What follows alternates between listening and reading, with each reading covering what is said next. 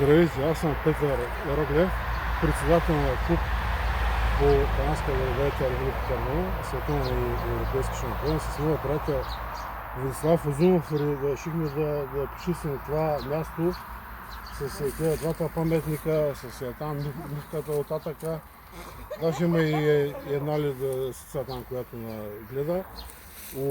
Мишлено той се обърна към мене, тъй като и сме по-едро гъба ритни, понеже нямаше как да влезем. Тук беше ужас, беше треви, всякакви работи имаше. Камиони спират, бяха нафърляли много работи.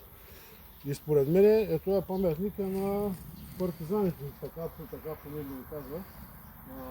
Но не виждам нищо обидно от това, защото народ, който не помни миналото си, няма бъдеще.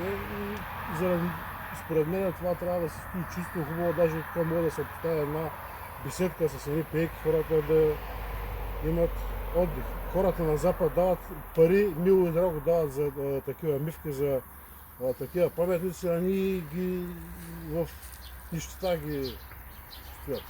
Това е което мога да кажа. Искам да пазим природата чиста. Чао!